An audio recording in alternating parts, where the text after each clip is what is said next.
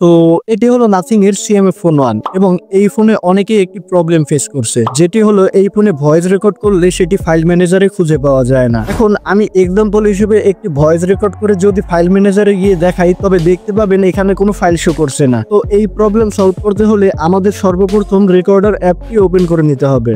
এরপর লেফট সাইডের কর্নারে লক্ষ্য করলে দেখতে পাবেন একটি 3 লাইন মেনু আইকন, সিম্পলি এটিতে ক্লিক করে দিবেন। এখন এখানে দেখতে পাবেন এই পর্যন্ত যতগুলো ভয়েস আপনি রেকর্ড করেছিলেন সবগুলো এখানে শো করছে। তো এখান থেকে আপনার কাঙ্ক্ষিত ফাইলটিকে কিছুক্ষণ হোল্ড করে রাখবেন। এখন উপরে লক্ষ্য করলে দেখতে পাবেন 3টি অপশন শো করছে। এখান থেকে প্রথমে থাকা শেয়ার আইকনে ক্লিক করে জাস্ট ফাইল ম্যানেজার সিলেক্ট করে দিবেন। এখন আমি যদি ফাইল ম্যানেজার ওপেন করি, তবে দেখতে পাবেন আমাদের ভয়েস রেকর্ডটি এখানে সেভ হয়ে গেছে। তবে এখনো কিন্তু কাজ রয়ে গেছে, কারণ যেই ভয়েস রেকর্ডটি আমরা করেছি সেই ফাইলটি ASC ফরম্যাটে সেভ হয়েছে। এটিকে আমাদের MP3 তে কনভার্ট করতে হবে। তো ফাইলটিকে MP3 তে কনভার্ট করতে হলে সর্বপ্রথম প্লে স্টোরে গিয়ে এই অ্যাপটি ইনস্টল করে নেবেন। এরপর অ্যাপটি ওপেন করে কাঙ্ক্ষিত ফাইলটি সিলেক্ট করুন। দেন ফরম্যাটে MP3 সিলেক্ট করে বিট রেটে 320 KB সিলেক্ট করবেন। এরপর কনভার্ট বাটনে ক্লিক করে দিবেন। সো এখন দেখতে পাচ্ছেন আমাদের ফাইলটি কিন্তু MP3 তে কনভার্ট হয়ে গেছে। এভাবেই আপনি আপনার নাথিং এর সিএমএফ ফোন 1 এর ভয়েস রেকর্ড ফাইলগুলো